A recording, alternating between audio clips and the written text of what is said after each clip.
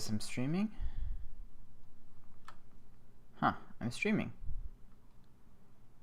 Let's see, can I hear myself?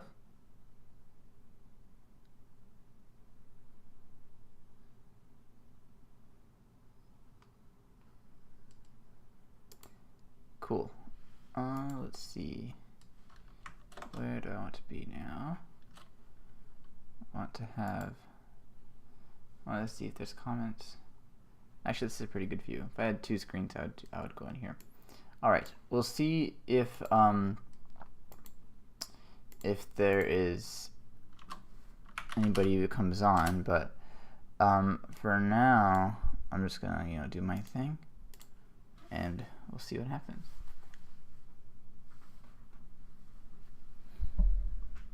Be right back.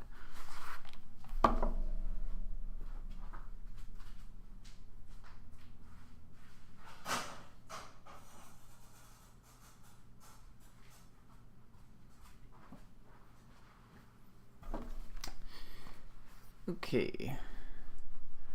Remind me later.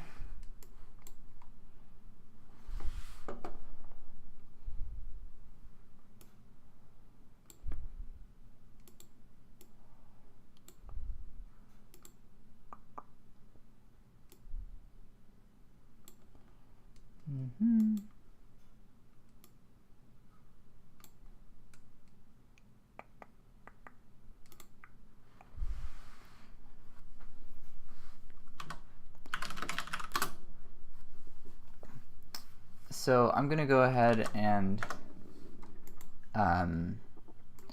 work on a tutorial, but then when people come on, then I will help them.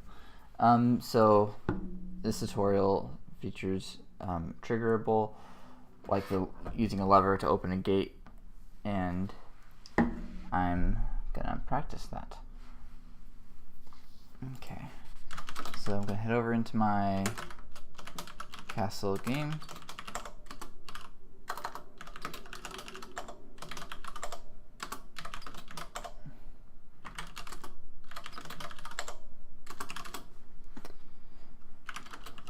I got up later than I planned. Okay.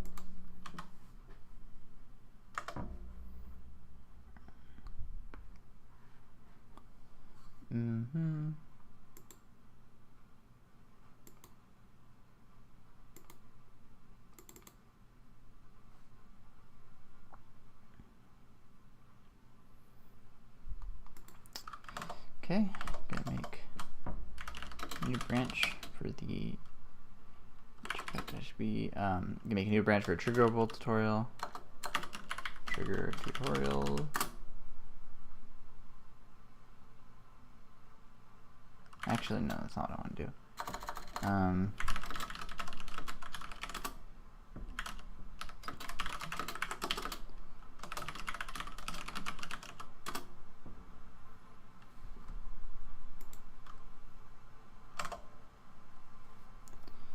Now let's do get checkout HP.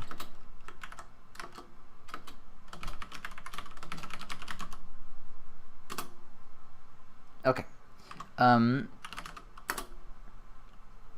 My coffee's getting ready soon. Okay, so the first thing I'm gonna do is just clean this up and only put the stuff that I need. check my phone real quick to see if this is showing up correctly.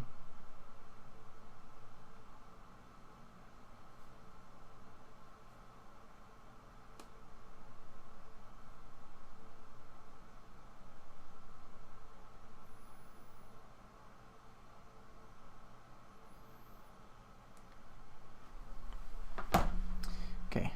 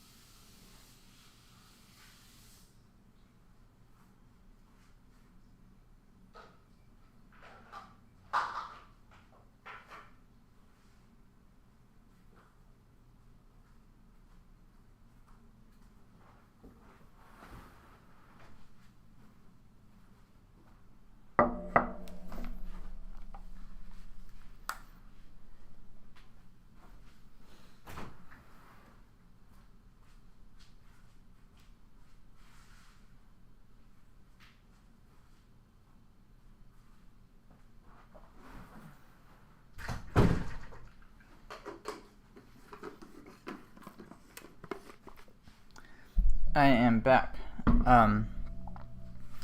Sorry about that. I see I have one viewer, which is pretty cool. Yeah, so this is office hours. So I'm here to answer any questions about anything you're having problems with, any of my tutorials or your own projects.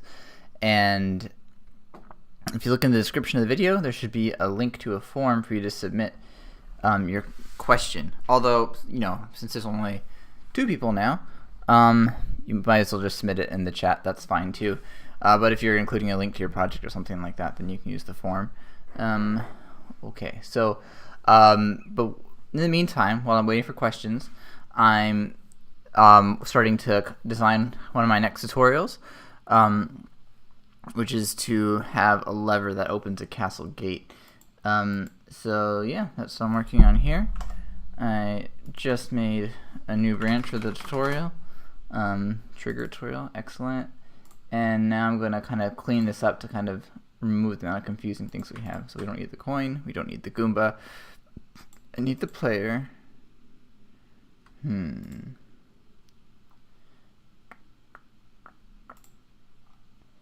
Let's see, I do have the lever right there. Okay, don't need coin, don't need Goomba. Need the player. But the player does not need to have anything too advanced, so I'm just gonna clean this up a tad.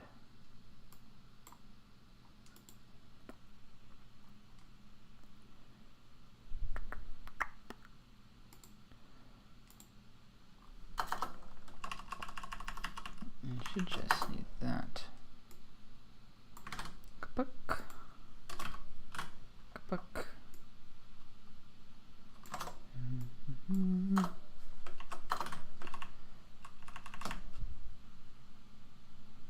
Oh, I gotta remove that debug point. Anyway, this is the first stream in a long time, so still can get used to it. Friends who stream say that it's kind of hard to always be talking, so I'll see how that goes if I can get used to it. But I'm gonna try to sound somewhat informative as I'm doing something not very interesting. Okay, I'm just gonna change one of my settings here, which I thought I'd play with, but I don't really like it too much.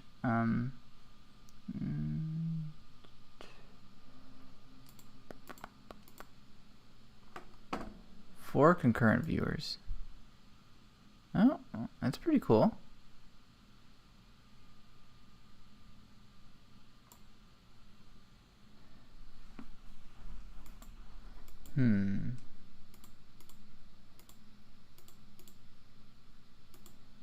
Yeah, so let me know if you have any questions.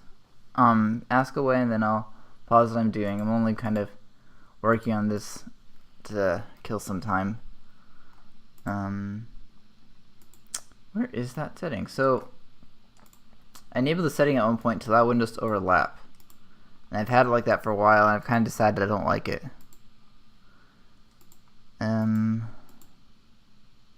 But I don't remember where I checked that box. Background, compiling, confirm dialogues, debugging, file watcher, go to.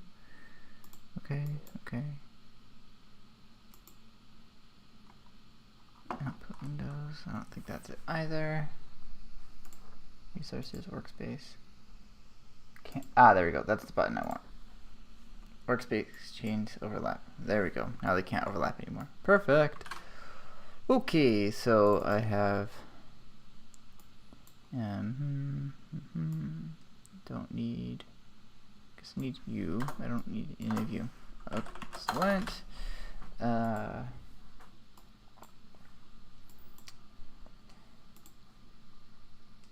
don't need you.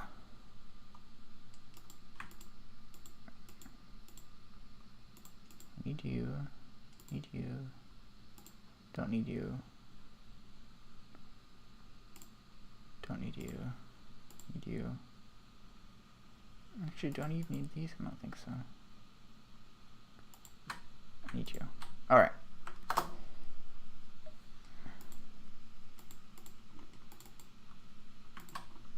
you.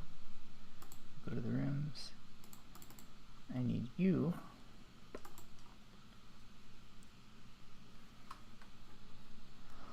I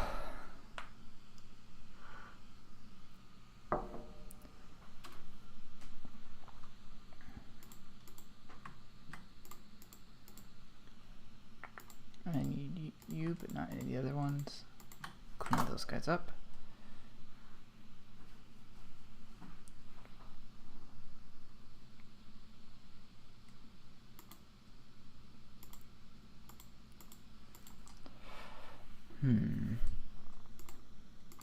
Need you. Oh, no, I don't.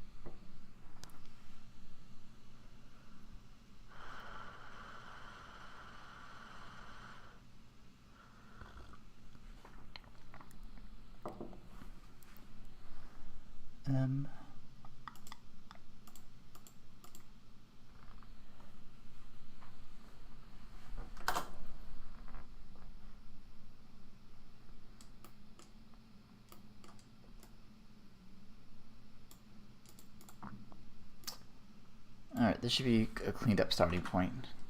Should be avoid too much confusion, right? If I only have like the player and the solid, I have a handful of sprites that are only necessary for this tutorial. And oh, you know what? I deleted something I shouldn't have. Darn it. And deleted quite a few things I shouldn't have. I'm just gonna restart this. Wonderful thing about using Git is you can just reset to checkpoints whenever you screw up.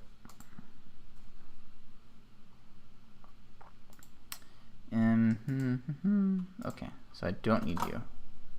I don't need you. I don't need you.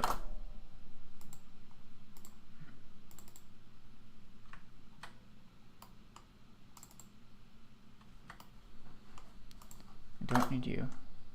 I'm gonna rename you to inside. I'm going to clear away all these instances.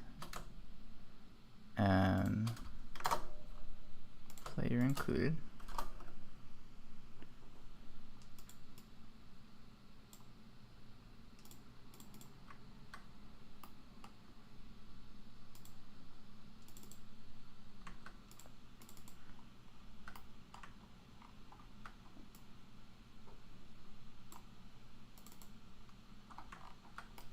It's not showing me the player, but that's okay.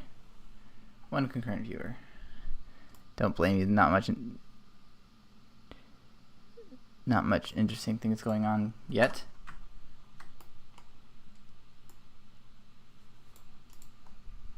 But ask questions if you have any questions.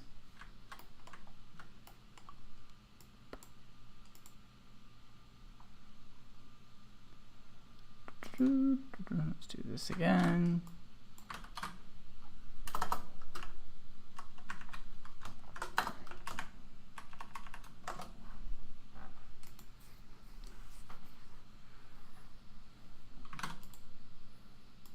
I need move speed over here.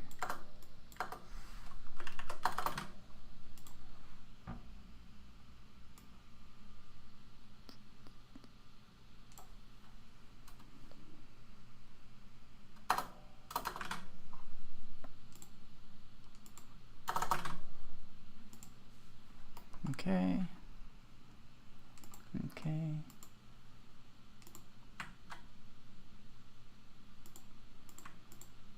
Don't need any of you.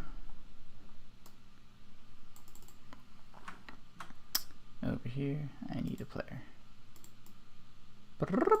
There we go. Over here, that player seems to be acting up somehow, so I'm just going to delete it and add it back. Delete you. Add it back. No? Oh, that's what it was. Ugh, silly. Don't need you. Don't need you. Do need you. Alright. Excellent. Oh, do you need the gate? I need the imp. I need the inside tile sets. I don't need the jewel. S outside. I need that. There. That should do it. Oh. Coin, jewel, other parts. There.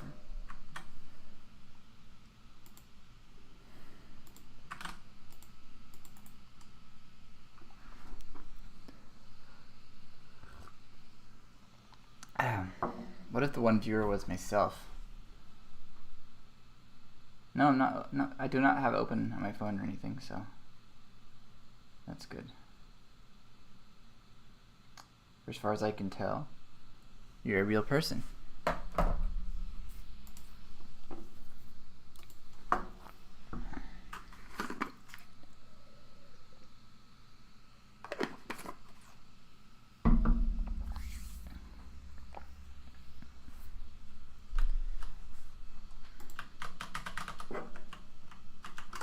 Okay, that's working.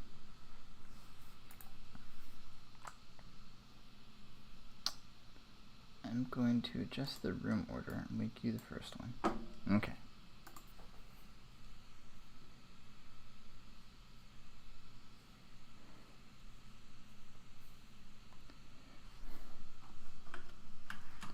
Alright, now we're already checkpoint at the starting point.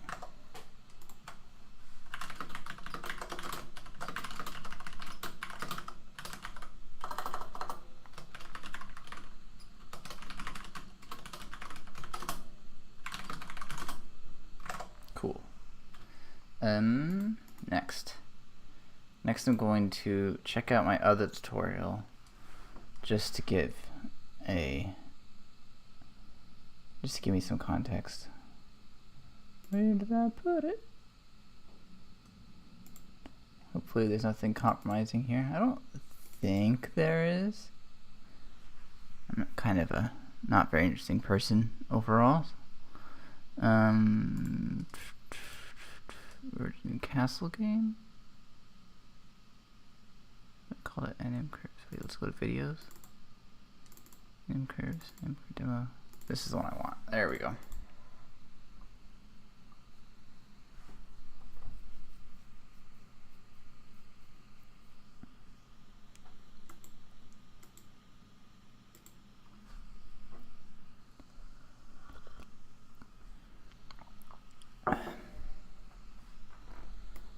And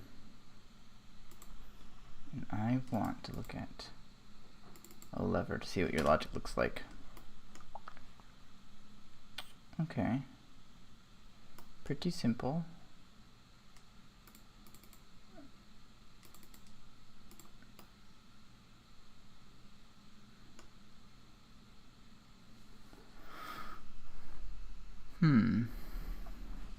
Okay, that makes sense. What's the gate look like?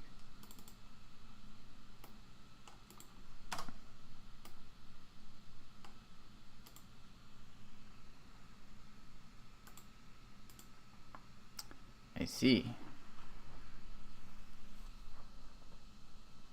Y start minus shift Y times Y scale.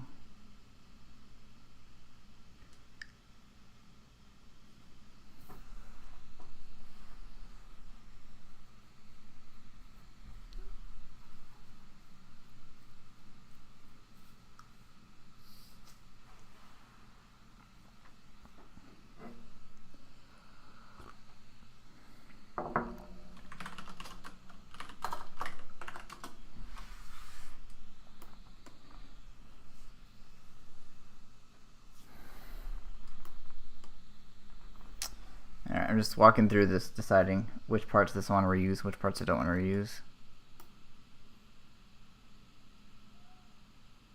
Okay, I think I get it. Let's open up my main project again. Vault, videos, castle game.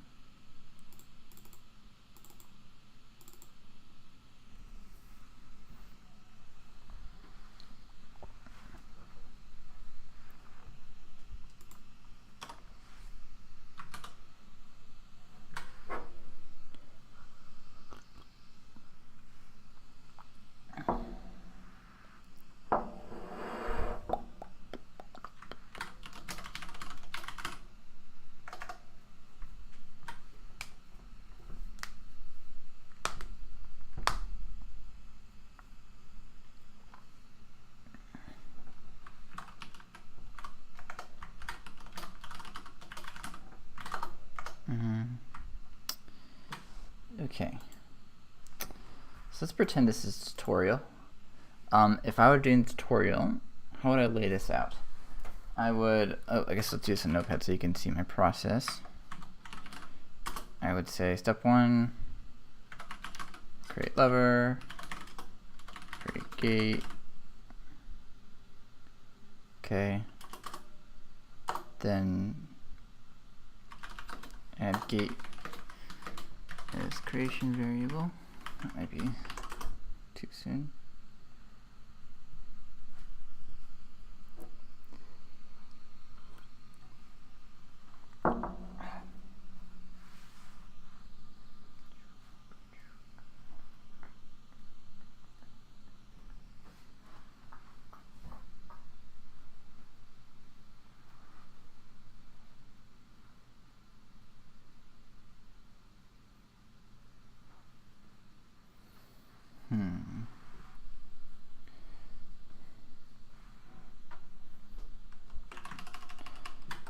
Later we're going to call it a trigger and triggerable. I like triggerable.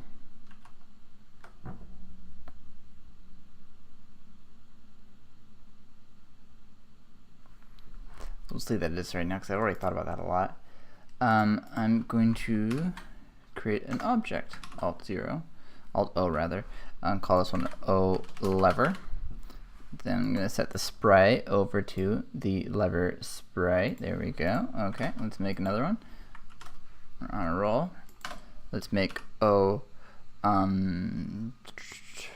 gate. Cool. Gonna set the sprite there as well.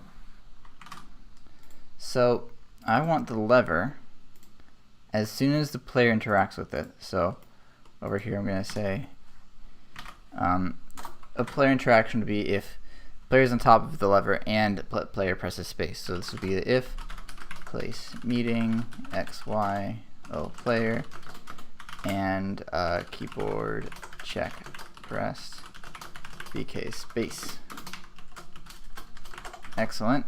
All right, so that's when the lever is going to trigger. Then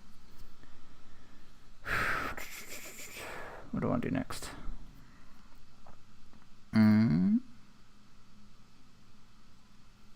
I'm going to say, well, the main thing I want to do is I want to swap the image index. So I kind of want to say if it's 0, go to 1, and if it's 1, go to 0. And there's a really handy way to do this actually. It's just 1 minus image index. So that's how you do that. That'll like toggle it between the two. Then, well, some episodes.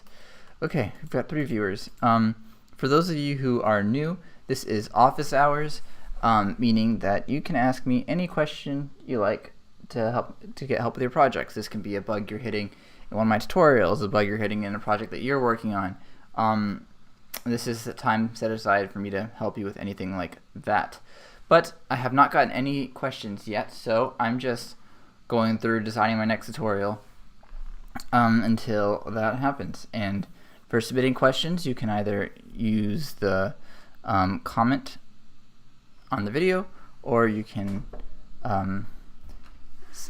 make a submission on the forum, which I haven't actually checked the forum in a hot second. I guess I'm not really expecting anything, so, but that's kind of defeatist mentality, isn't it? Okay, no, nothing yet, but that's okay, because I need to make this tutorial anyway, and might as well be on stream. Okay. Image index equals 1 minus image index, and then we want to say, we want to be able to reference the gate so that we can open it. So how do we do that? Well, the cool thing there is creation variables. Okay. So the create gate, set lever to toggle. Okay, let's just actually see if this works first. Then go outside, assets, pull the lever in over there. That is comically big, so I'm gonna hold down shift to make sure that it's sized properly, and there we go. We've got a lever.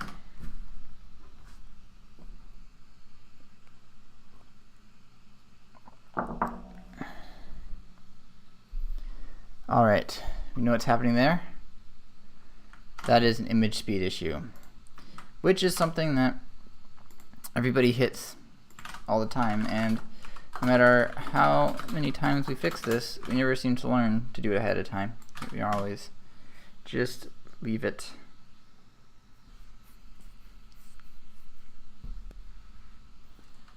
All right. Pop, pop, pop, pop. Perfect. Let's go back to the lever. Okay, so here's what I want to do. One thing I could do. So essentially I want to do something along the lines of gate dot triggered equals true. Something like that.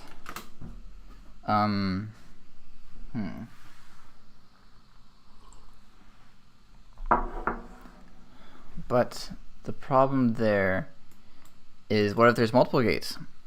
Like, I'm going to want to have a specific gate assigned to a specific lever. And the best way to do that, in my mind, is using these variable definitions over here. So I'm going to add what I'm calling gate, and then for the type, I'm going to give it type expression question mark. Yeah, I think it's expression.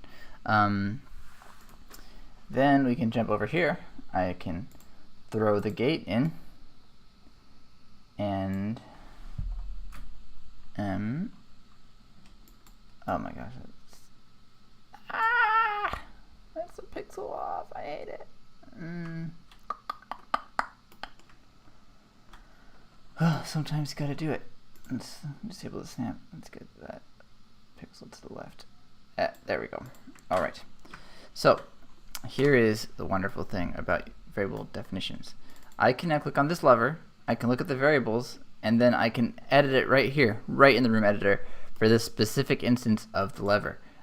So I'm going to go in the gate, I'm going to copy this guy, and then I'm going to go to the variables of the lever and say, hey, when I say gate, I mean that one. Oh my. 2 comments. Oh wow, you're back. Yes, I am back. And I'm thinking about trying and get into this again. Try and make videos somewhat regularly. We'll see how long I keep that up. I don't want to make any promises in a video just yet, but yeah, I'm back and I'm playing around with some YouTube features like live streaming. So that's what I'm doing. Thanks for all your videos. Can you make tutorials for GameMaker Studio? Best regards. You're very welcome. I am glad you like the tutorials. And yes, I will continue making tutorials for GameMaker Studio. I've got 4 of them uploaded in the last week or so, and I'm right now I'm actually designing one right now. In the description of this video, you can actually find a form for submitting tutorials. So if there's a particular tutorial that you'd like, I want to make the tutorials that people want. So yeah. But aside from that, just so you guys know, this the purpose of the live stream is office hours. So it's for you guys to ask me any questions that you have, whether it be maybe you're watching a tutorial and you got stuck, and then I can help you through the error, or even if you are working on your own project and you're stuck on a bug, you can feel free to send me the source code and I will look through it and try and fix the bug for you, or we can work through it together. So yeah, there's also a form in the description for submitting any office hour questions or project links if you want to submit the project links. But yeah, as you guys have said, I've been gone for a while, focusing on other things, and I'm just really grateful to you guys that you're still around after me being around away for so long. I kind of assumed I'd be starting from scratch, so thanks guys. Okay, where was I? Yes, so continue to ask any questions, leave any comments if you have any. Okay, so we've assigned the gate here in the variable definition. So now we have this gate variable here, and we can reference it right here. So I'm going to say gate.triggered equals, I guess, we'll just say not gate.triggered. I like that star emoji. I haven't seen that before. So we're going to give the gate this triggered true-false variable, and over here I show you how to toggle a 1-0 variable. This is how you toggle a true-false variable. Glad you like the Java tutorials. Yeah. I use a lot of Java in college. I've been using mostly Python lately for work and stuff, so maybe I'll do Python. But if there's particular Java things you want to know, then I can dig into that as well. Okay, so let's go to the gate. And let's add that triggered variable over here. Alright, so it's not false. Okay, let's go to my step. So now we have a lever, and it's going to toggle the triggered variable in this gate. So when it's triggered, I want it to shift upwards. So then the question is how much I want to shift upwards. Okay, so the bottom is right here at a y value of 32. I want the new bottom to be like up there at y value of 10. So that's a 22 pixel difference. So I'm going to make a note of that. Let's keep that in our mind. 22. So I'm going to say shift y equals 22. And then over here, I'm going to say y equals, well, so initially it's going to equal y start. But then I'm going to say minus 22 because we go upwards.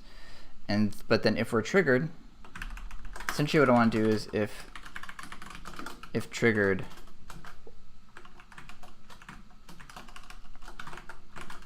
if we're not triggered, rather, I want y equal to y start. If we are triggered, I want y equal to y start plus shift y.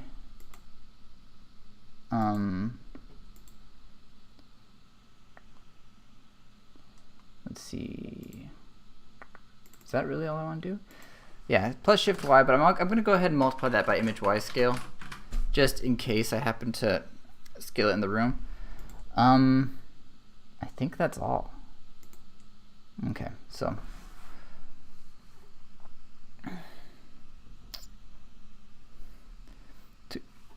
Tweenie, what have you been using Java for mostly these days?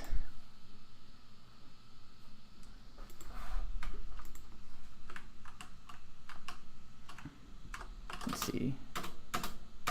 And that works. One thing I noticed, I clearly need to put the gate on a different layer. And also I'm wondering, 22 doesn't seem like it's high enough. Looks like it needs to be about 1, 2, 8, maybe 10 pixels higher. So let's just try 32 over here instead. And then I also want to go into this outside layer, and I want to change the layer this guy shows up on, because right now it's kind of rough.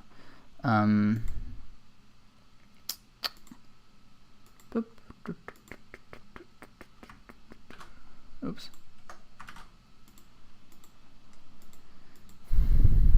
I don't need you. I do need you.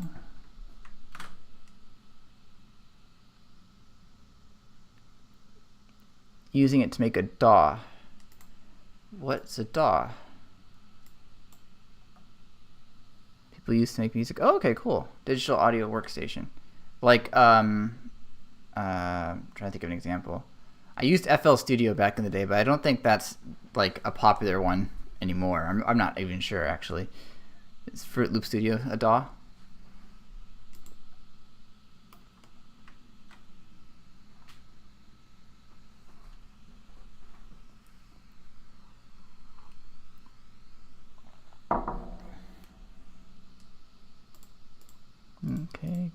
8 under there. Excellent.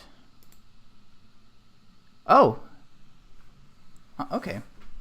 That was a better example than I thought it would be. Glad it's still in use. My nonlinear optimization? What are you talking about, Michael?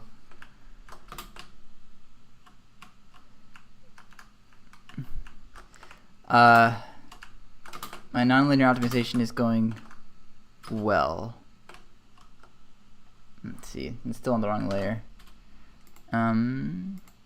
Because I didn't move it over, there you go, now it's in the right layer.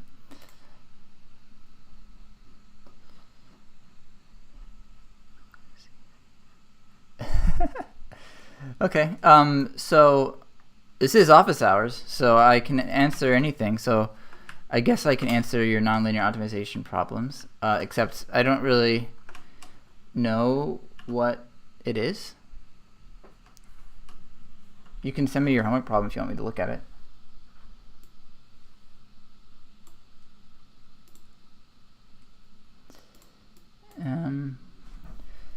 Or you can submit it via the link that I posted, which I just realized I'm gonna have trouble accessing because I'm logged into the wrong account. Okay.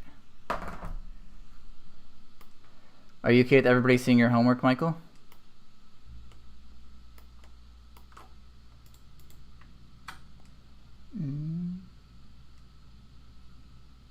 Let's see.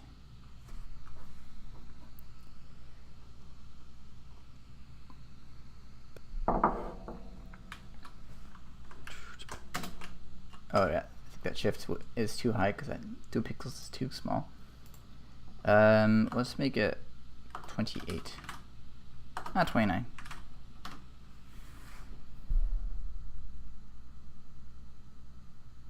Let's see. Do you have to code in the nonlinear optimization class? That looks pretty good. Okay.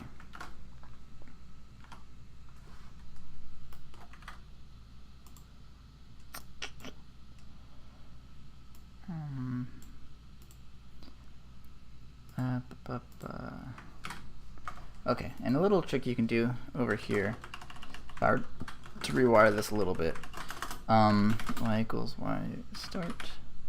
So I've shown you guys how to do like small if statements before using a ternary operator, but here what I would like to do is, yes, there's lots of ways you can do this. You can do, okay, you could do something like this in one if statement. If triggered, do that. Otherwise, do that. That's one way to do this in a one-liner. But you can also do this as like a math statement and check all the functions that runs through. Yeah, MATLAB can be frustrating. Conceptual issues and coding issues. Do most of the people in your course know how to use MATLAB already? Like you used it at Georgia Tech, right? And in North Georgia. So do you have a head start?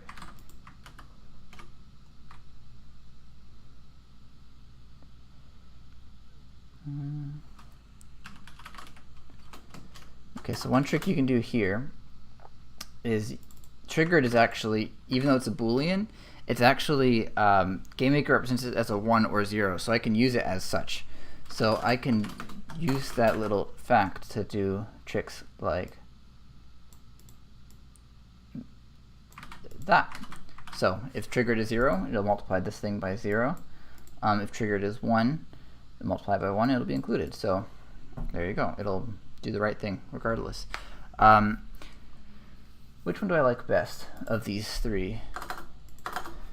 Actually, let's ask the viewers.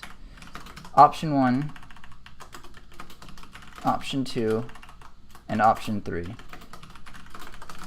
Which one, if I was making a tutorial, which one would you appreciate knowing about more? Which one could you see yourself using in your be most likely to use in your projects? Yeah. Yeah, I think this one's probably the most readable. I think this is probably the most readable way to do it one line.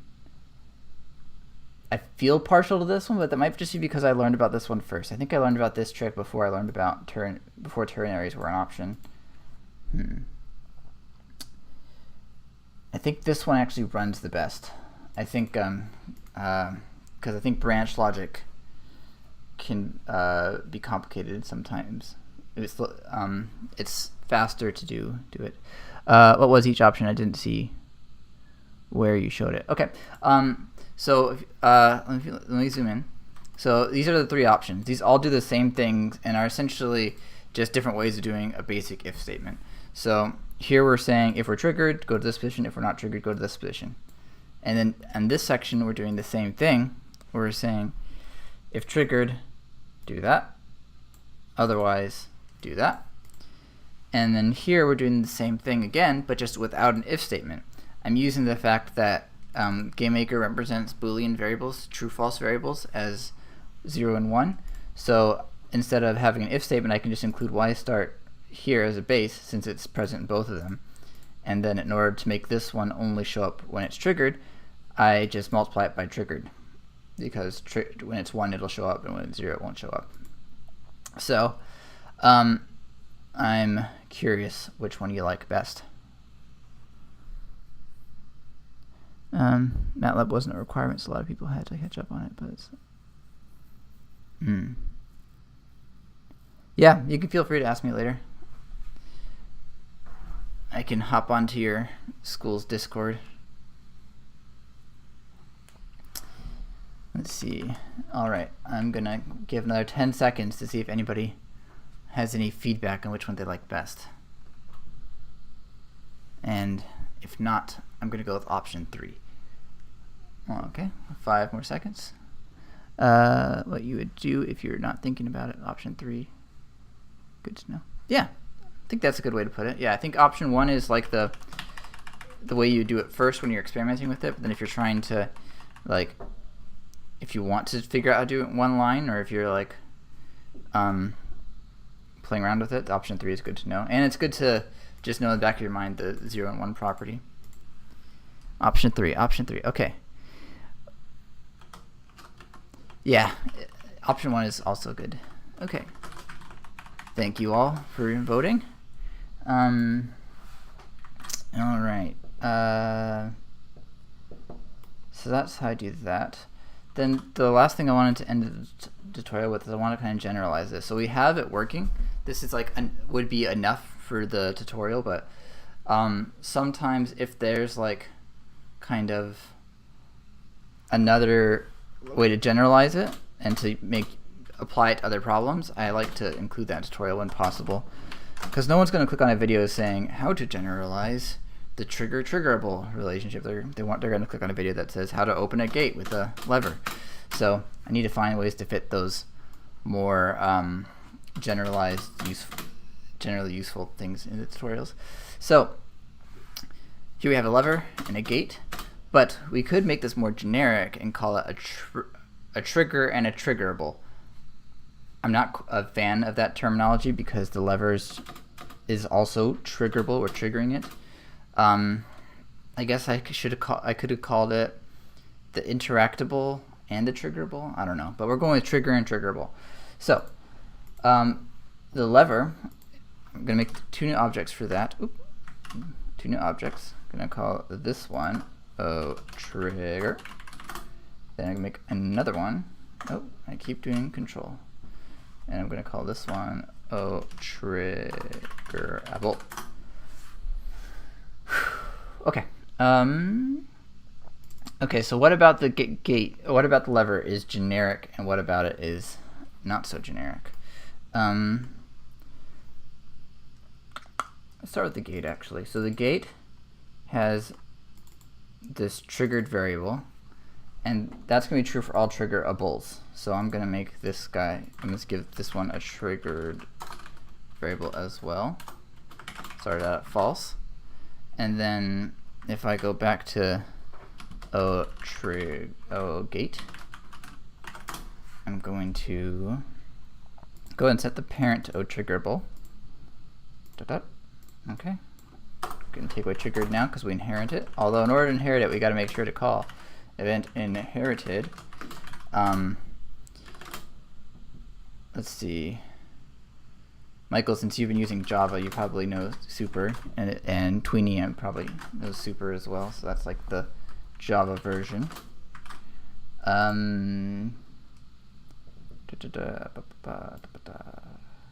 Okay. Then we want this to happen. We want to encode. I'll let you put that somewhere. That's actually a fine place to put it, but another way we can do it is, actually I'll talk about that later. Yeah, sorry, live streams are tricky. I usually heavily rely on editing. Let's go back to lever. Okay, so this guy's parent is going to be objects, trigger, and then instead of having the gate here, we really want to have a bunch of triggerables. And in addition to having, rather than a single triggerable, I'm going to go with a series of them in case we want to do multiple. I'm watching only this on my phone. I can only see like a quarter of the box you're coding in. Okay. Michael, I'll try to fix that. Twinamy, please ask a question, and it is by definition related because this is office hours for you to ask questions. I got a phone call, but I'm hanging up. So this thing I'm working on now is the unrelated thing. Your question is the main thing. So please ask. Okay. So Michael, it's only showing like. So you can essentially only see the center of the stream. Like right now, is there like a bar going through the center?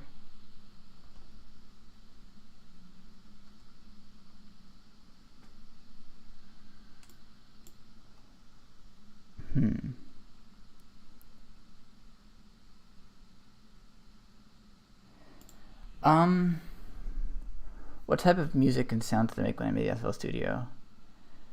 Okay. I try to multitask. Okay, well, while I'm thinking of an answer for that, I'm going to try and look up the video on my phone to see if I have the same issue.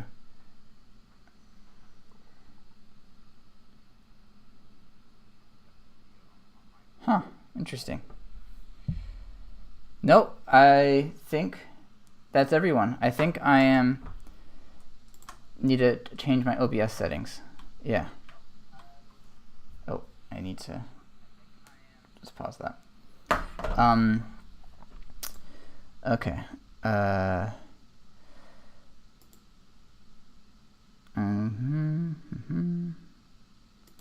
Display capture. Hey, can I rename this guy? Aha, full bad.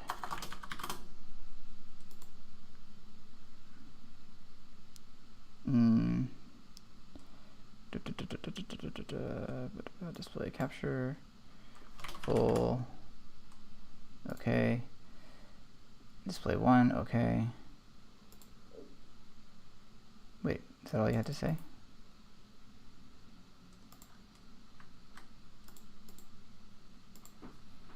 Settings.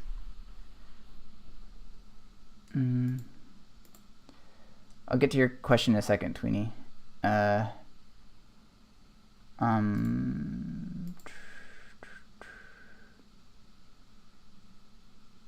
Video. I think this is where I need to fix it, but video output is currently active. Okay. All right. Here's what I'm going to do. I'm going to move you over there. Then I'm going to move this guy. Oop.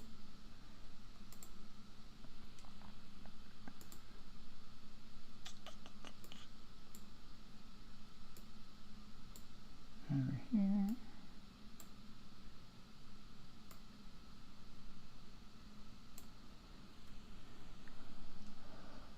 All right, Michael, I think that should be better.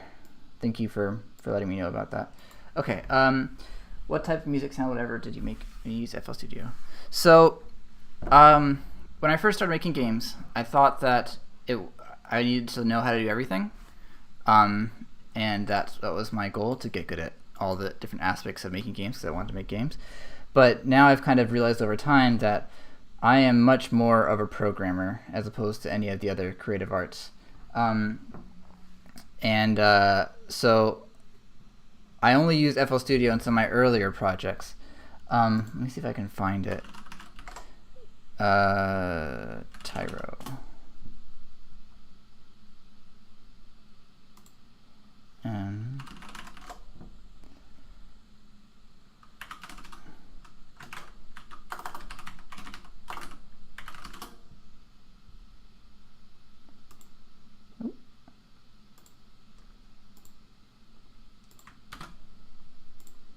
Okay, I don't think I have a link to my old game anymore.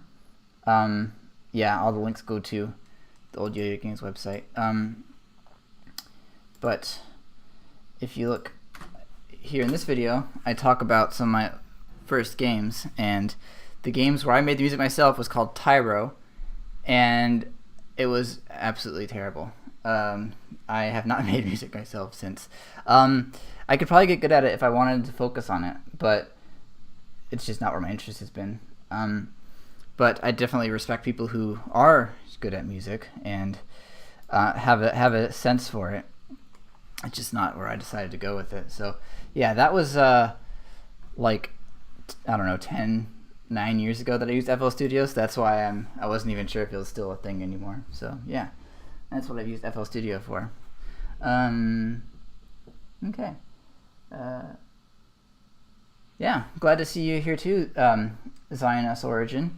Yeah, I have not been active in a while, been focusing on other things, but I've decided to kind of boot it up again, and while I'm at it, I figured might as well play with some of the other YouTube features that have come around, like the streaming. So far it's been pretty fun. I've been pleasantly surprised to see how many of you have been showing up, and I'm really grateful that you guys have stuck with me for so long. So thank you so much.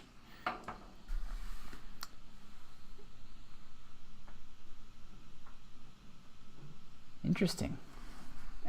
Okay, so I'm glad to hear FL Studio is still a thing. That's still popular.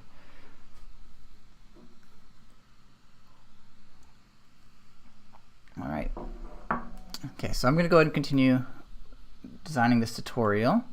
But if any of you guys have any questions, again, that's what this is for. This is office hours, so I'm here to answer your questions about programming or random questions you have. If you have a bug in your project, you can send me the source code. I'll try helping you through it. We can pair a program through it. If you have an issue on my tutorials, you can let me know about that. In the description, there is a submission link for source code. But since there's so few people here, since it's only a handful of people here, I'm quite impressed with how many people are here. You can probably post it as a comment as well. So that's what we're doing. Okay. All right. Thanks for hanging out, Michael. See you later, and message me if you have any homework questions. I'm glad the random generation tutorials were helpful. Those were really fun to make. It was really satisfying to see, like, to type out some code, understand how it works, and then have Minecraft on the other end. That was really fun.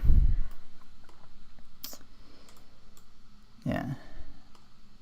And I've seen several people throughout the comments use it for a lot of different projects. That's also been really satisfying to see.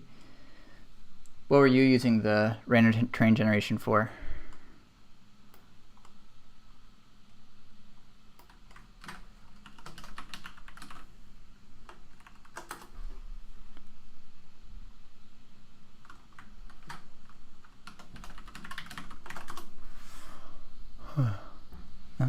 Okay, so I need to hear variable definitions.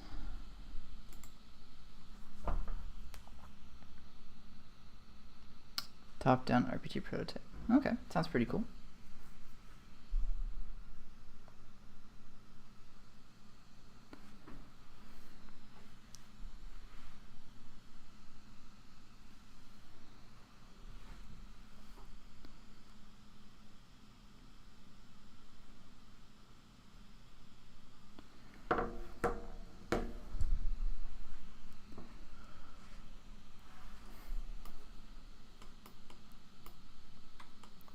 Are you still working on it?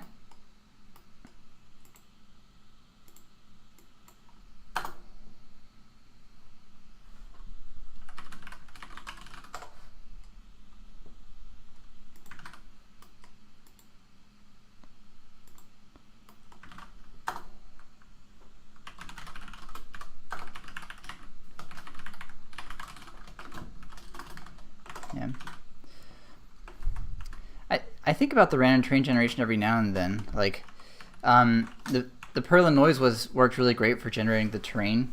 But I've also been interested in how Minecraft does caves. Like I tried doing caves at one point in one of my tutorials, but I don't think it worked out too well. But I think that would be fun to play with at some point. I've watched other videos of people doing cave stuff. Sebastian Lang has a lot of stuff on, a couple of tutorials on caves. I've been thinking about trying to do something similar. Sebastian Log.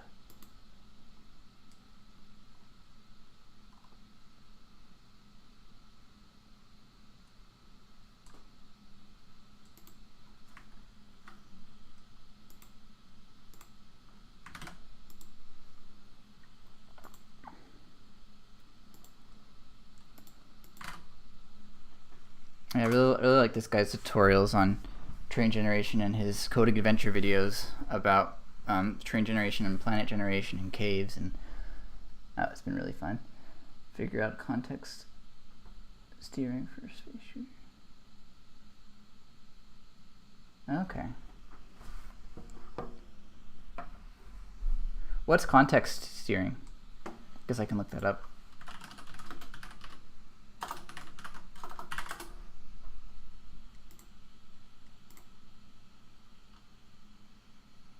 Behavior-driven steering at macro scale.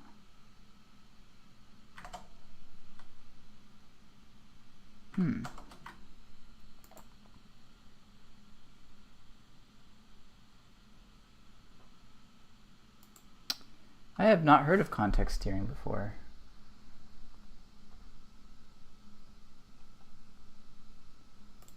This used to be go-to, and it's based on Perlin noise.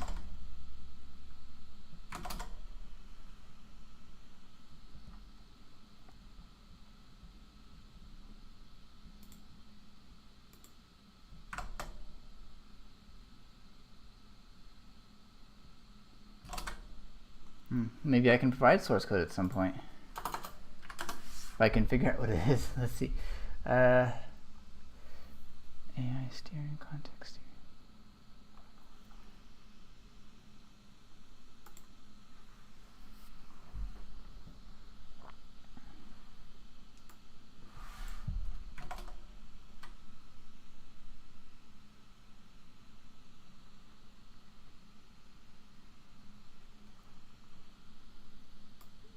Let's see. Ooh.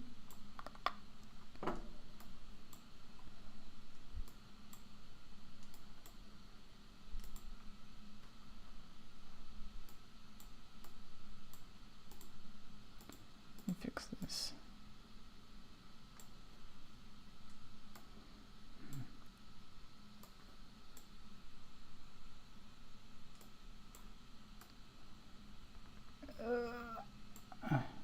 Sorry, I'm struggling with my Windows here. Windows doesn't set up well to have this. Okay, I'm gonna leave a tab open for context steering because I don't know what that is, and I'm intrigued to learn new things. What for the noise I can give you?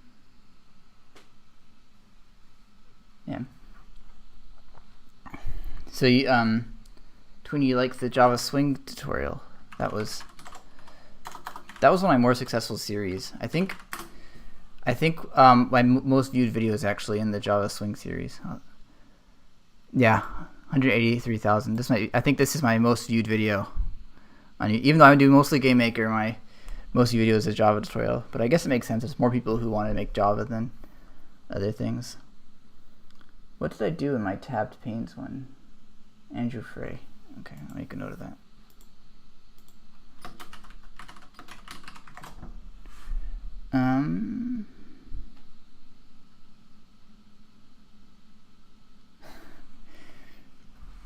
Do you know if Java Swing is still like a recommended practice? Because it felt back when I was learning it, it already felt kind of a little bit older. But now I'm curious if you're making GUIs with Java, is Swing still the way to go, or is there better options? I'm not really sure. What did I make in the tabbed pane video?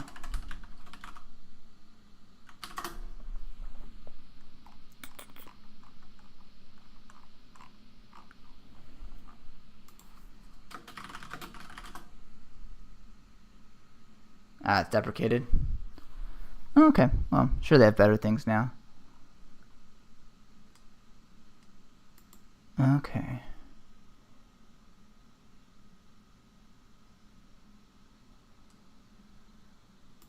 Okay.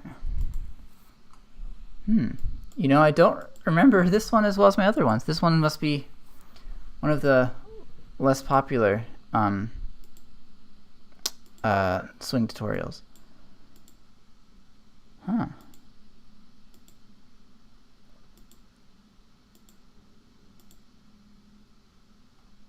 I see. Okay, cool.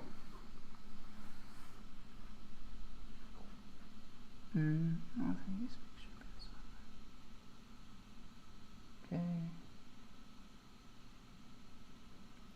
I've heard of JavaFX. Haven't taken the time to learn it yet, but maybe I should make a tutorial about that as well. JavaFX. I should do this in Notepad instead.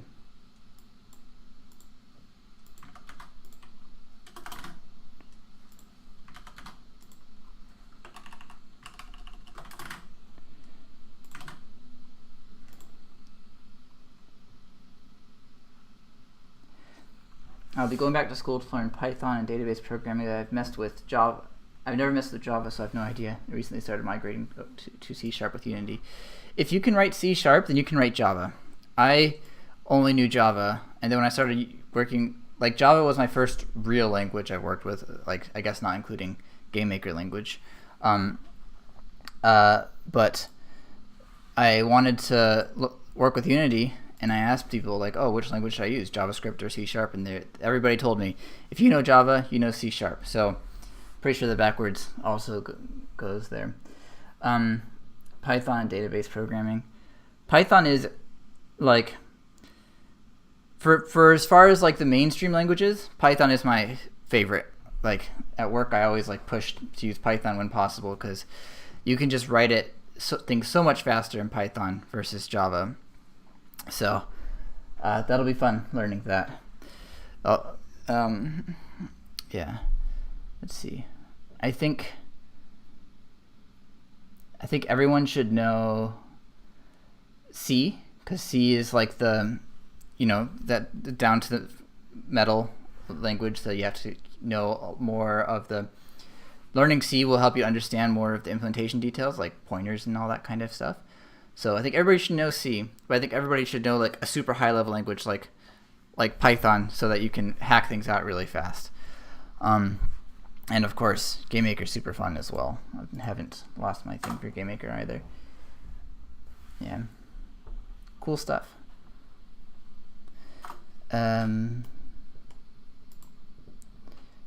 Triggerbles. Okay. Gonna make this default an empty array.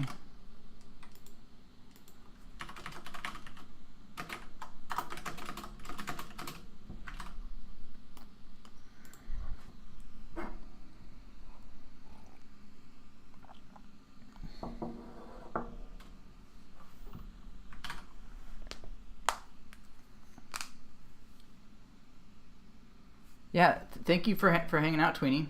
Or wait, Twinimy. Thank you for hanging out. Appreciate you coming by.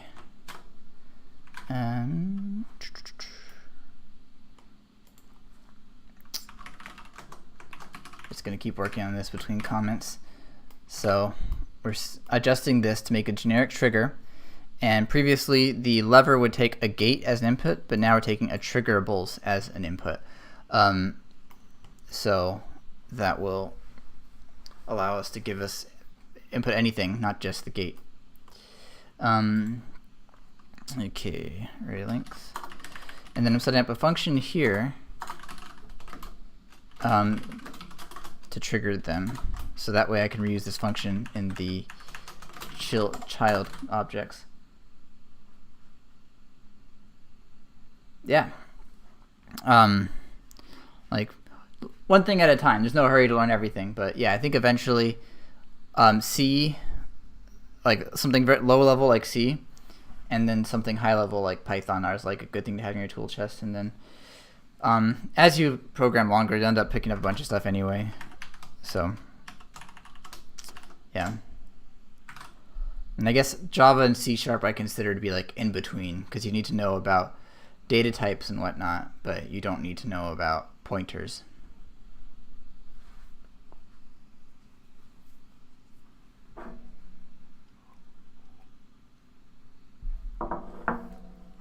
Yeah, okay. M.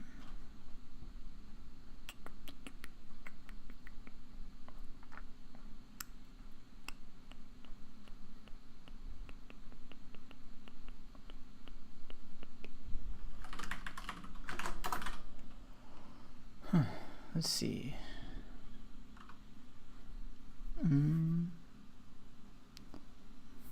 Plus triggerables I dot triggered equals true. I think that's all I'm gonna do, or not. Okay, I think I should actually make two functions here. When it says trigger, untrigger.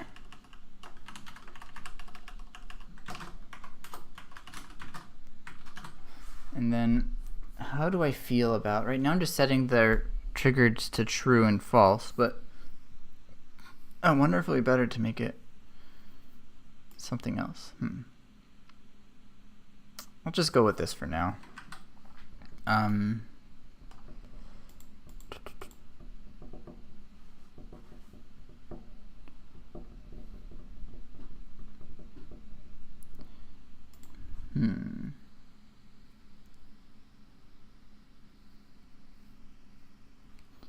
Oh, actually, you know what I'm going to do? I'm going to say set triggerables, and I'm going to take in new triggered. Then I can use that over here, and then I don't need that. Haha.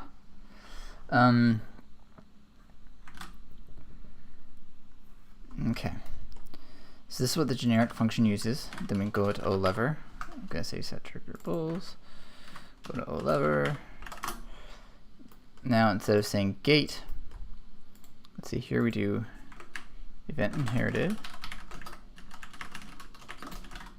And then here, instead of doing gate, we say set triggered image index equals 1. Brilliant. Oh, okay. Yeah, just as a reminder to anybody else in the stream, this is office hours, so any questions anybody has, whether you just have a random question about software or whether you have whether you're stuck on something and need me to help you with debugging, that is all fair game for this session. Since I don't have any questions right now, oh, just got a question, but in the meantime between questions, I'm going to be working on designing this tutorial. Just to give you guys something to watch, and I'll try to voice what I'm talking about as well as I can. What type of game am I working on right now? So I am working on a series of tutorials, which I'm just calling Castle Game Platformer Series. And this is the latest iteration, and I'm working on the next iteration of that tutorial. So this is the tutorial is going to just show you how to interact with the lever to open doors, and yeah, and then we're gonna show a more generic approach after that. Let's see, is this actually in a runnable state right now? I think it might be.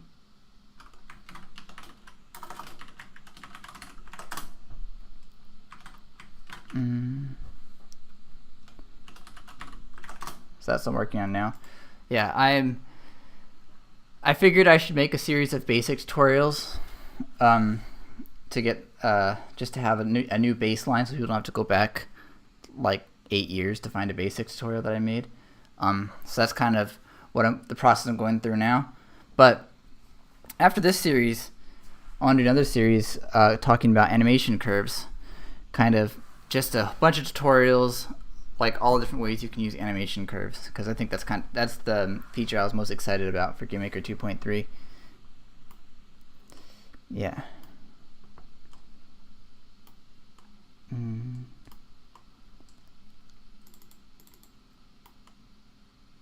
Okay.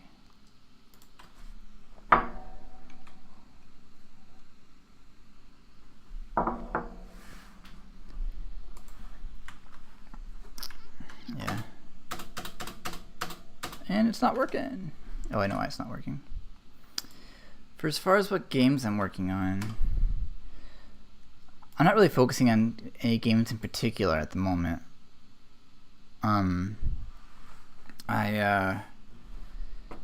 Just doing work, school, and tutorials mostly.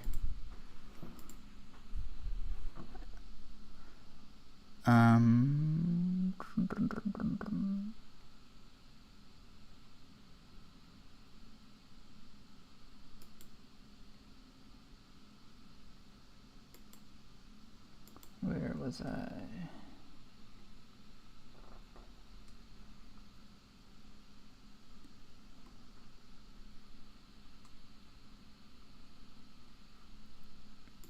Oh yes, that's what I need to do. Okay. Oop. So since I changed the variable name in the lever, I need to reassign it in the room. Ba-boom, ba-boom. Yeah, and I'm planning on going on this stream for till about 2 hours or so, just to give everybody time to join, whoever wants to join.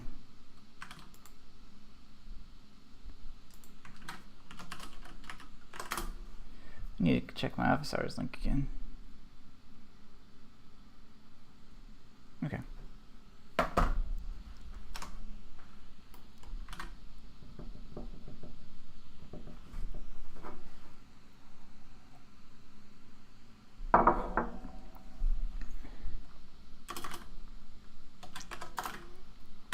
I think we're good to test this out.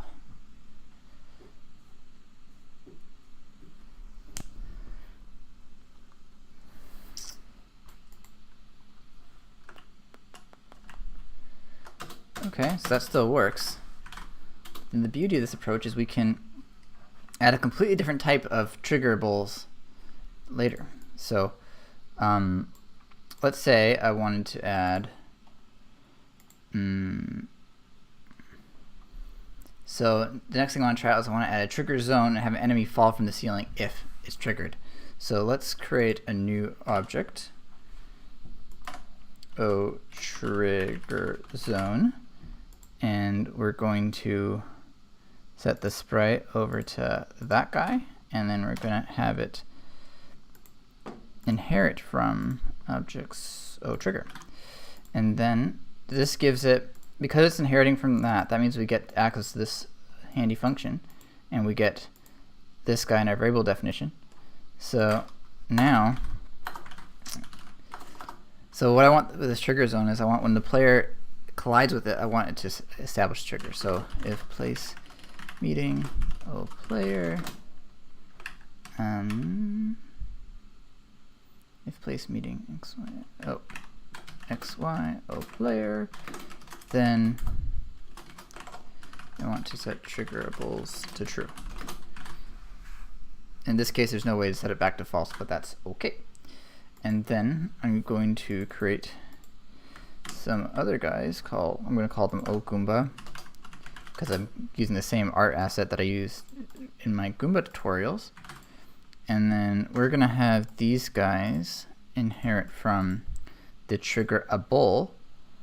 Okay, and then if it's triggered, I want it to have gravity.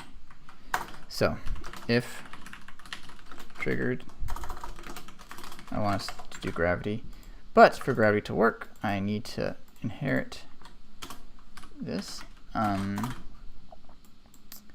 and give start dy equals 0, and then triggered dy plus equals. I see the question, I'm going to get to it in a second. And then y plus equals dy. Then I need to handle a collision. Okay. I'm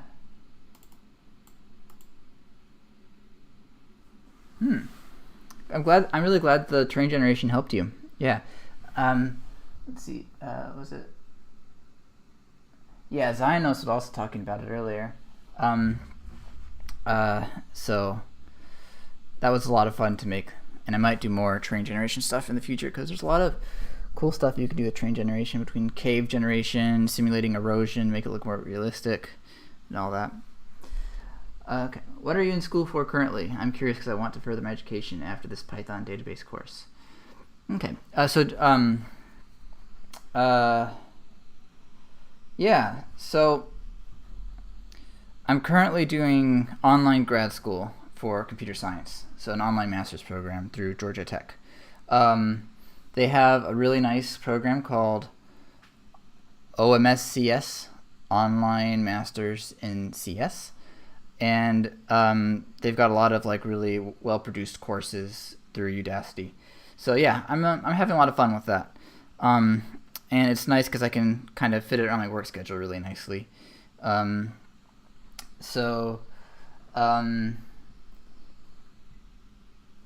of the reasons I'm really enjoying it is, even though I like write so much code, I was actually never a computer science major in undergraduate. Like, I started out thinking I wanted to do environmental engineering, and so I started out with math with the plan to transfer into an engineering school so I can do environmental engineering. But then I realized I like code, so I tried switching to a different. I tried switching to computer science, but in my program I had to pick an engineering to be valid for the program. So I had to do computer engineering instead of environmental engineering. So my undergrad, I got math and computer engineering, and I never got a chance to focus on CS as a degree. I just took CS courses whenever I could on the side. So now that I'm doing a master's in computer science, I'm having a lot of fun doing that. So yeah, that's a long-winded answer to what I've been up to education-wise. So you said you're taking a Python and databases course. Is this like part of your bachelor's degree, or are you just taking courses on the side through Udacity or Udemy? What's your situation there? Just to make sure I give you the right advice.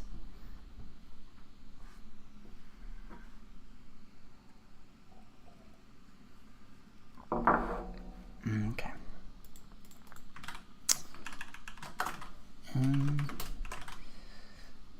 I don't have solids in here, so what I might just go ahead and do is I'll go over here.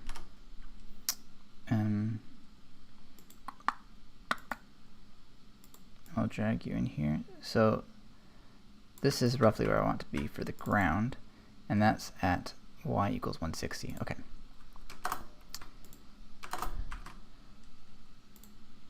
So a little bit of a hack, but I can do if y is bigger than 160.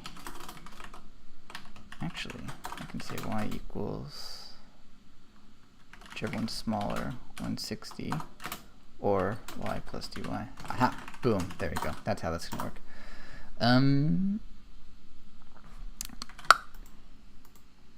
All right, cool.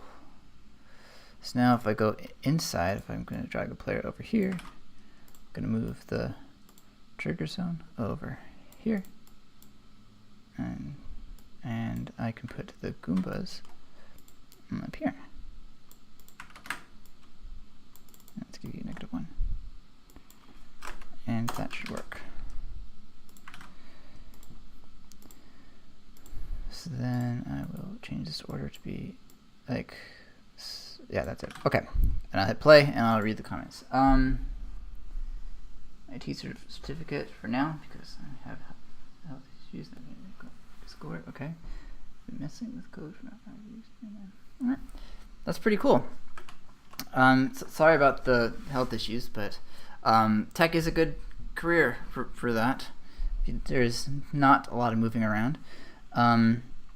Yeah, and I don't know too much about the IT space, but it's, working with computers, I'm sure it's a good launching point, and taking classes on the side is a good idea. And if you're enjoying coding, I would recommend the once you get the IT certification, all that, I would recommend the OMS. Let me just type it out here. It's called the OMS-CS with Georgia Tech.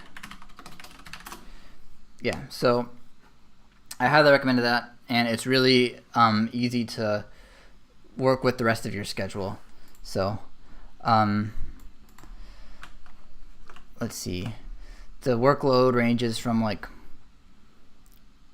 I'm having a light semester so far, so right now I just I'm probably averaging 5 hours a week on my course, but on if I'm taking a harder course, it might be 15 or 20 hours a week. So if you can spare that, then getting your master's degree through that program is a good idea. Okay, so that collision is not working. Nope. Wait, I know why it's not working.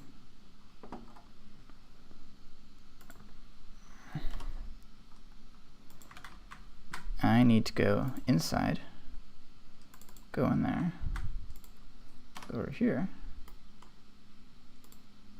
and I need to give it some triggerables, and we want to give it these guys.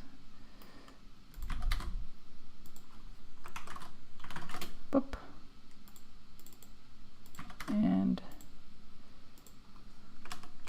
boop. All right, that should work. Trigger zone.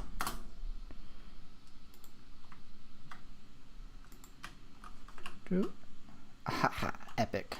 Okay. I'm gonna move that guy a little bit to the right to make it a little more symmetric.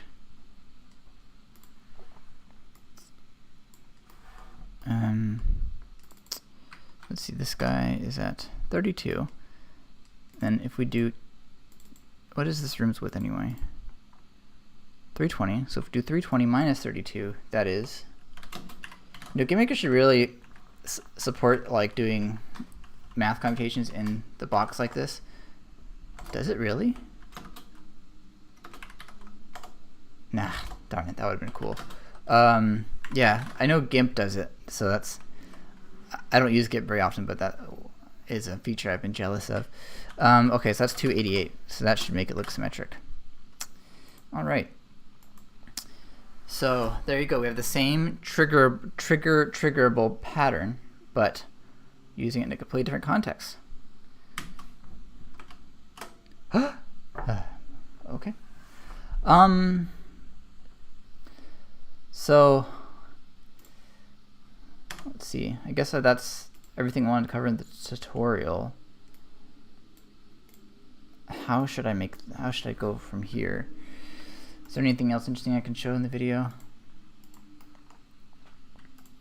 It was tricky trying to think of what thing I want to do in the background while I was answering any questions, because I can't show my work.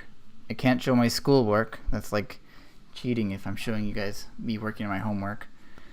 And then there's other projects that I'm not ready to talk about yet. So working on the tutorial is probably the best way. And this has been nice, productive multitasking, because I needed to work through how I want to do the tutorial anyway. Okay. So let's go through the beats I want to cover in that tutorial. So create lever, create gates, lever to toggle.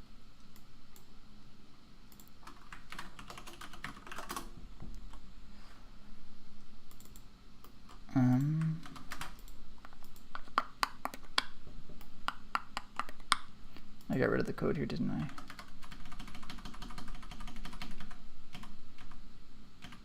No, this is somewhere else. Oh, gate. That was where I did that.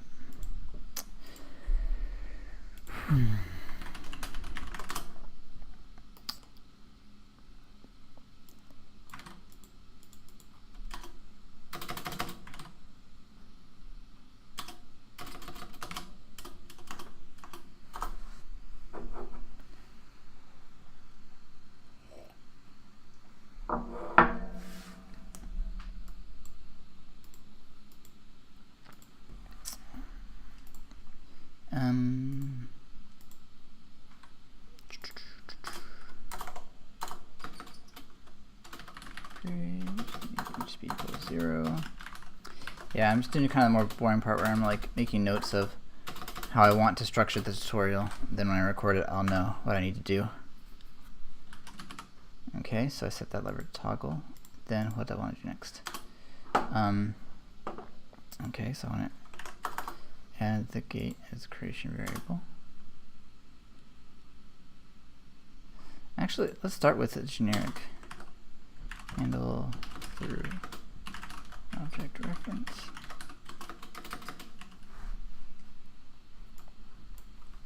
Let's do, so in the lever step, I'm going to add okay, dot.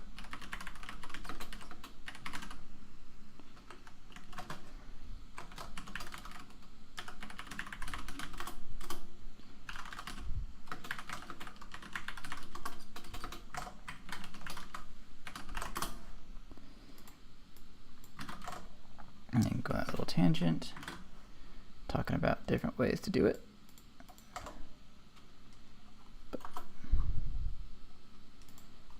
Tab spacing is annoying. Okay.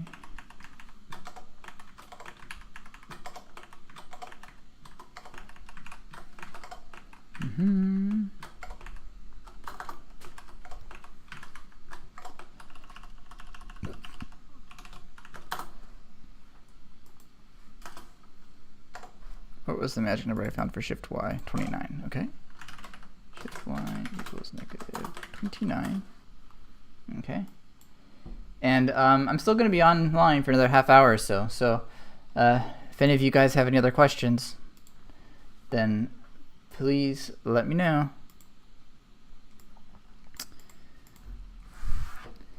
And also I'm thinking about doing this more often. Like, I think this could be a nice way for me to help you guys with whatever questions you have, and for you guys to get a little more insight into what I do. So if I can be disciplined enough about it, maybe I'll try and stream more often. Handle gate trigger, add gate creation variable. Do I want that? Actually, it's variable definition.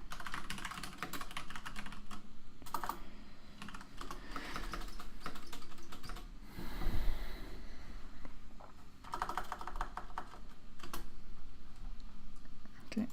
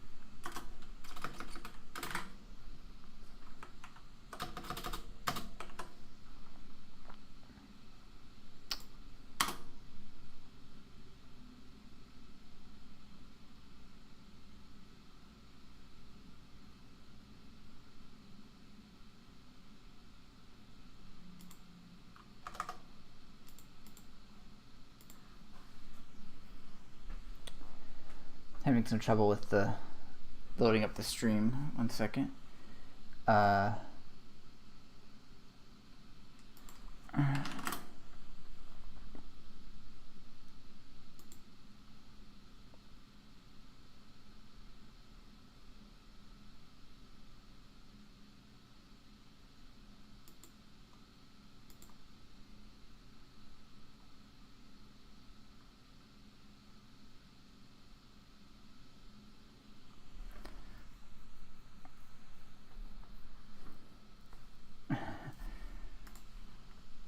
Okay, I think I lost the chat for a while. Yeah, I'm happy you guys are glad you're having fun watching my process. Yeah, I've been typing GameMaker code for a long time.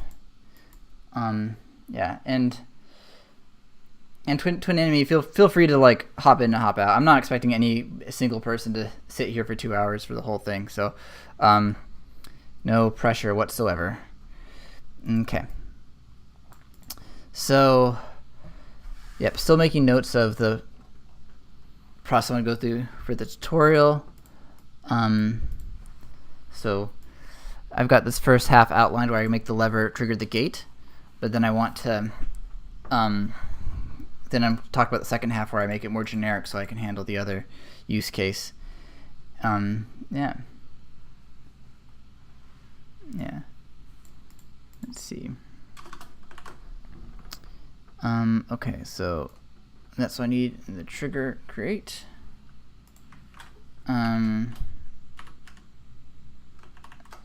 Triggerable just needs this triggered variable. Okay.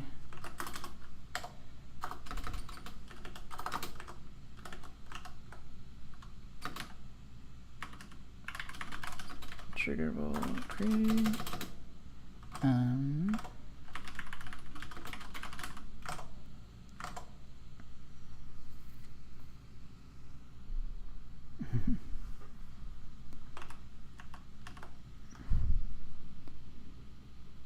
Equals false.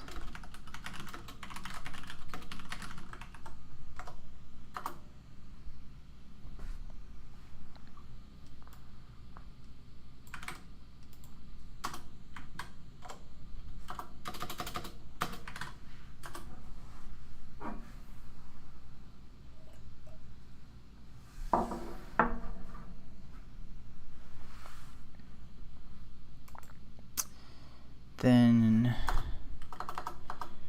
trigger zone.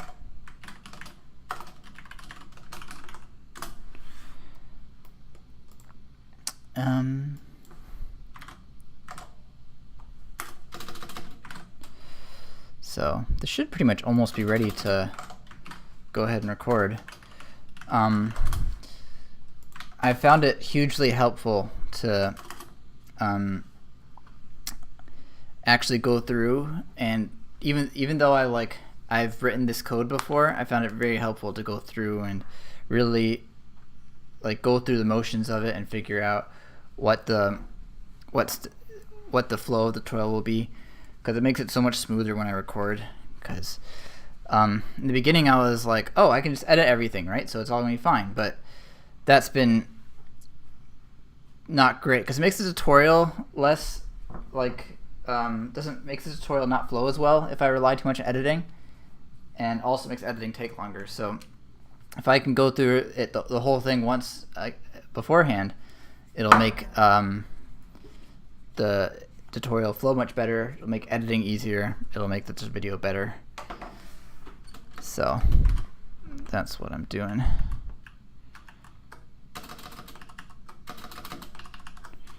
And then over here we have Goomba.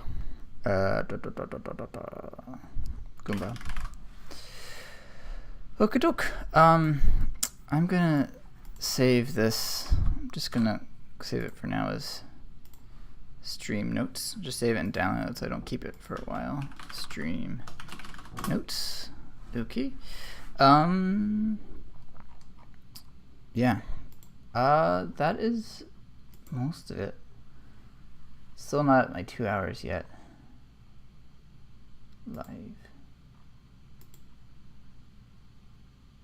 How do I see how long the stream's been going?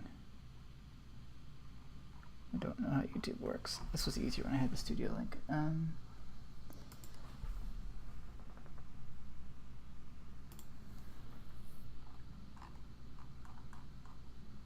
Let's see. Have you ever done anything with coding video streaming?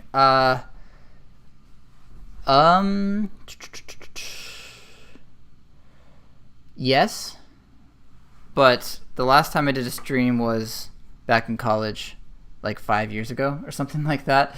So this is my first time in a while. I've joined my friends' streams sometimes. Like if you check out what is his stream? Check out Theta GC.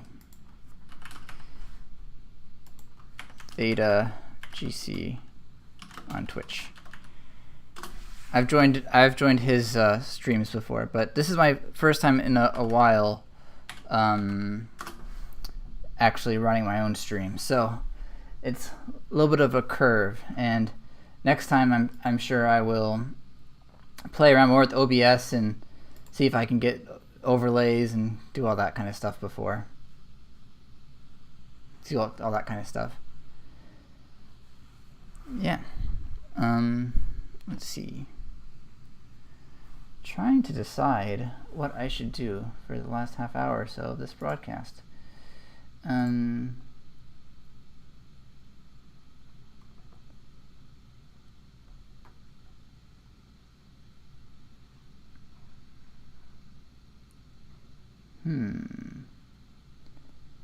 Also, trying to figure out how I can just see how long this thing's been going for. But I'm too much of a YouTube noob for that.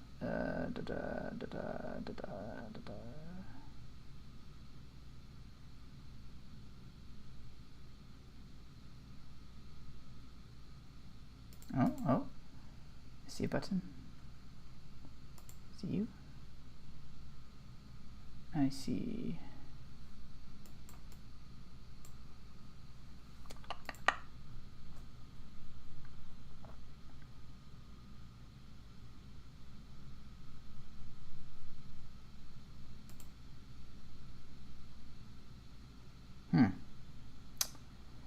Well, I'll just go for another 20 minutes or so and then cut it off there.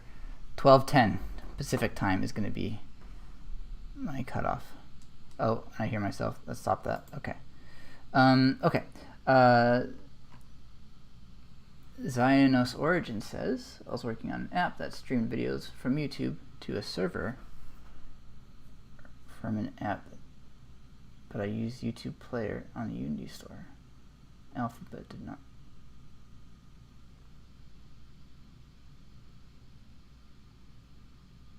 Videos from YouTube to a server from an app. From YouTube to a server. I was trying to figure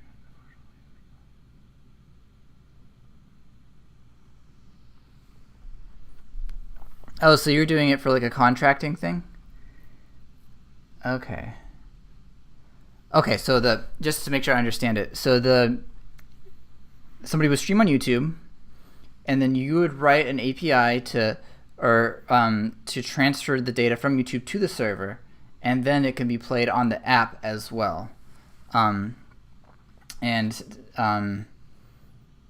Which sounds really complicated. I don't know how you do that. That sounds really hard, but maybe sounds like you were in the classic case of somebody wants something done in the software world, but they don't understand software well enough to understand how complicated the thing they're asking for it. Because that sounds really hard. Does YouTube have... I assume YouTube has a way to embed live streams. Would there be a way to embed the live stream in the app somehow, like as opposed to having a server involved?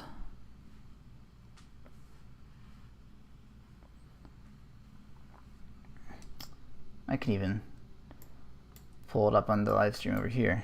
Let's see. Directly from YouTube, so okay, so okay, no server. Like,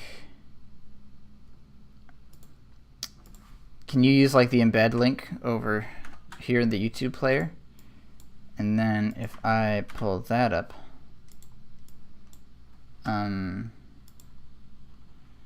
then I can go to Notepad++.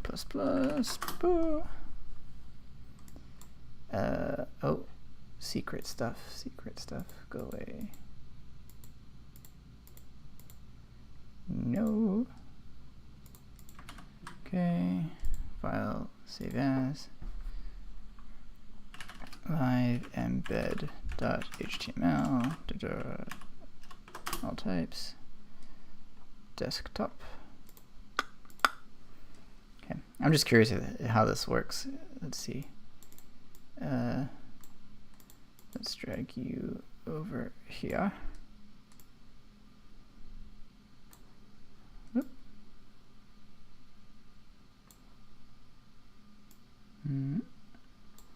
Need to figure out how big this is.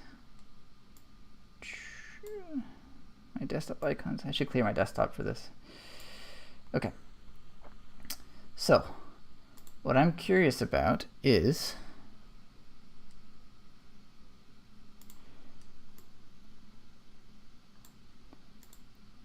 if I were to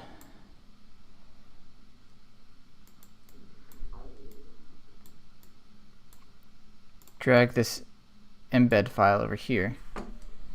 Okay, so it does embed live streams. But I guess if you're making an app, what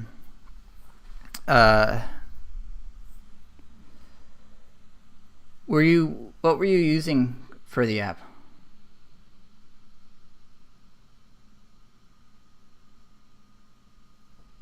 Locking video views because they were coming from a third-party app. Locking video views because it's coming from a third-party app.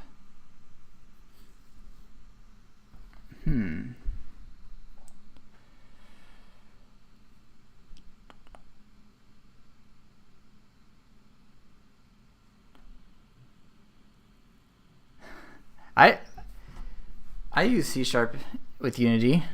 I like C# and Unity. Yeah, it's a lot makes things a lot harder when you can't embed things. Yeah, that sounds like a huge project.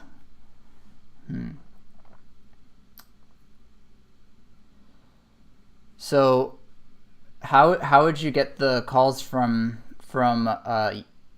like in Unity? How would you make the queries for the video?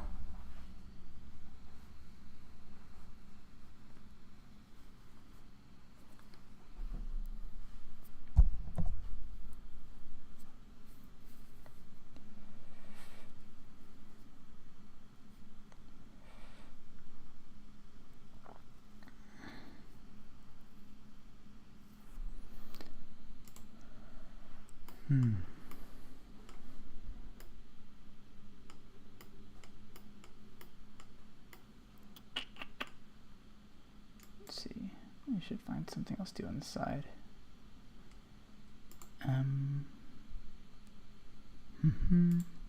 I can commit. That's what I can do.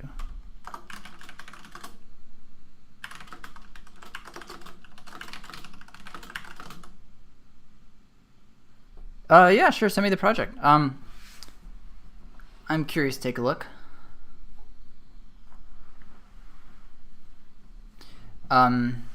You can do so using my office hours submission link. Yeah.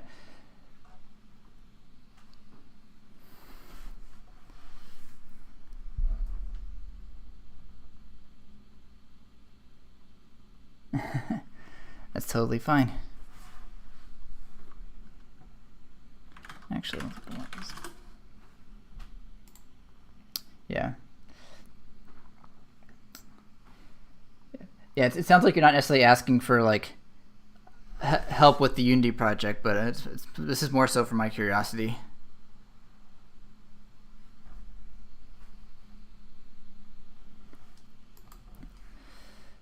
Did you look into Kinesis video streams by any chance from AWS?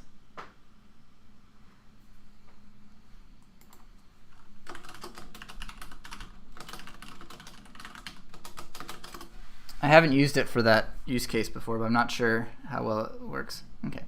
Yeah. I don't yeah, I work with AWS a lot. So that's why I was curious if this is for that kind of use case. I wasn't sure. When I turn off the stream,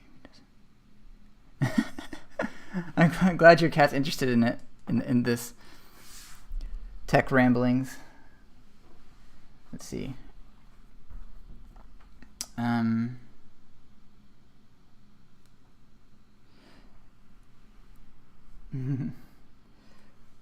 Yes, Zionos, I can give you my email, but or you can also use the forums link if you want to.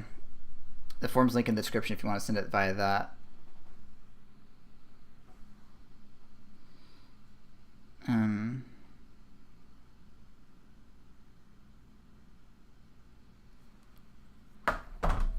Haven't opened up Unity in a while. Maybe it'll.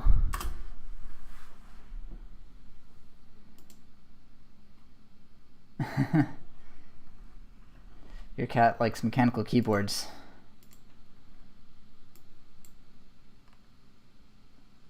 Okay, that's fine. Yeah, send it over. I'll take a look.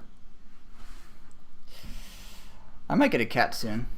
My girlfriend's really excited about getting a cat, so maybe in January or so. Did you start out with a kitten, or did you start out with like, did you get them full grown?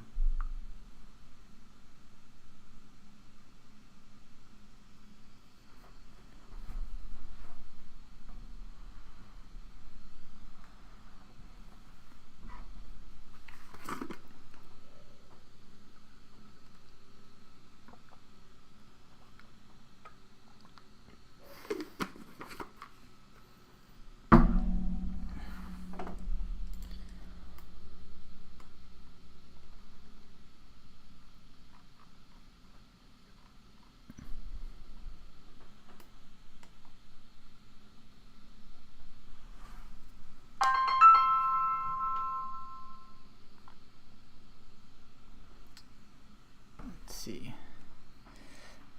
Actually, I'll be back. 1 second.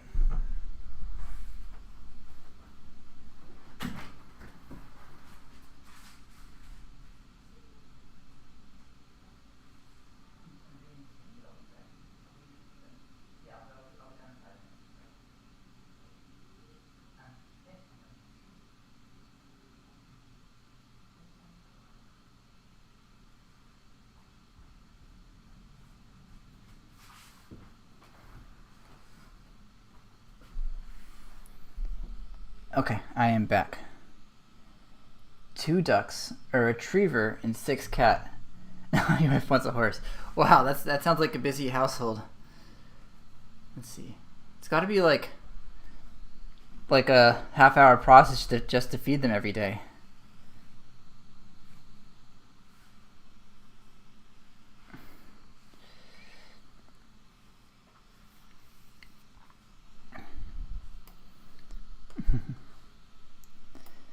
Yeah, yeah.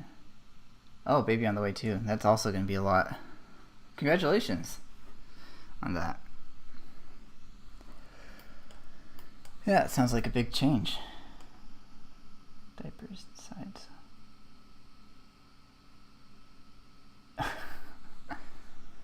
Wow. So the ducks are just freely walking around the house.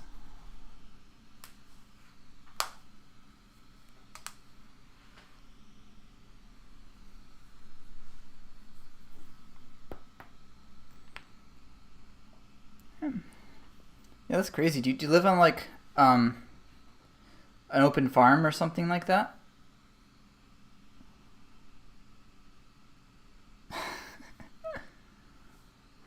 Never would have considered that.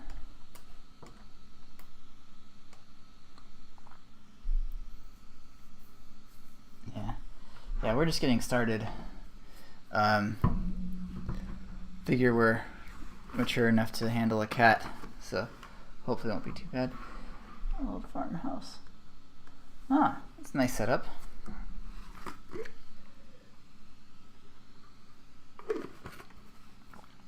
Yeah, I'm just in an apartment in the city, so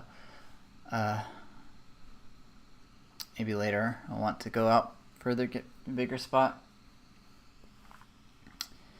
Yeah. I'm not sure whether we want to start out with a kitten or with a cat, because with kittens are like fun and adorable and all that, but I I'm worried that their personality won't show until they're like older, and so when we get a kitten, all the kittens are fun, but then we won't know if they're going to grow up to be like a boring cat or they're going to grow up to be a fun cat. So I'm wondering if there's some benefit to getting a cat that's already grown old enough to show some of its personality. So still not sure which one we want to do.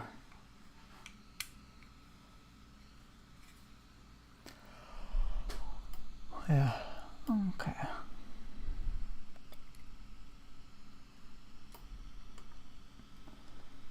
Yeah, I think let's give it a few more minutes and then we'll probably end the stream.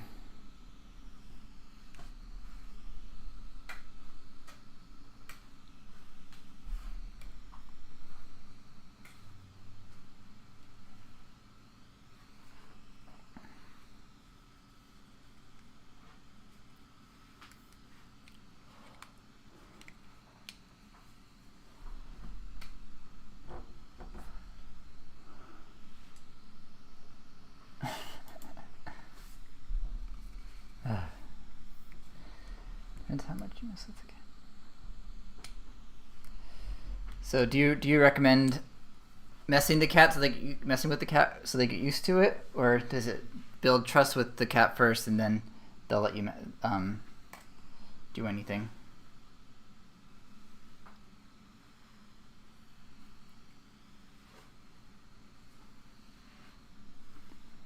Okay. That's good to hear that kittens are easy to mold, because kittens seem like fun, both at the same time. Yeah.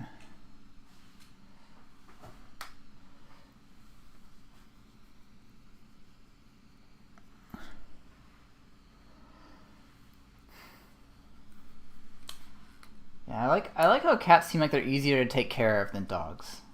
Like, not. I feel like I'm ready for a cat, but a dog sounds like.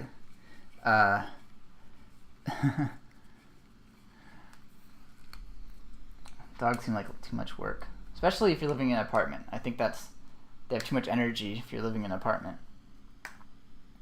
Yeah. Yeah. Well, a litter box sounds better than having to take them out for walks every day. So I like that. I like the idea of a litter box.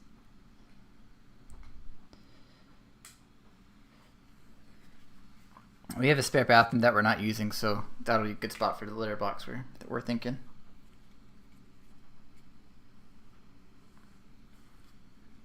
Yeah. Okay. So I think I'm at about 2 hours for the stream, so I'll probably just end it there. So yeah, let me know what you guys thought. I will try to do this more often. So I'm thinking, I'm not ready to make a video describing my schedule yet, because I'm not sure if I'm going to be able to commit to it, but right now I'm tentatively thinking a tutorial a week. So every weekend I'll release a tutorial. Then I can do a live stream either at the same time as the tutorial, maybe the next day I can do the live stream for any questions people have, or if people just want to tune in and see what I'm working on, that's fine too. Yeah, so I think this could be fun to keep this up. Yeah.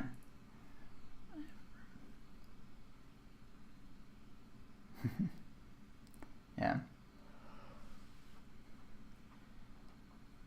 Looking forward to having the cat. That'll be fun. Okay. So that is all. I'll see you guys later. Thank you so much for tuning in. I really appreciated you all showing up, and it was really fun chatting with you all. So I will see you guys next time. Now I need to figure out how to end streams. I think there's an end stream button in OBS. Yes, it is. All right. See y'all later.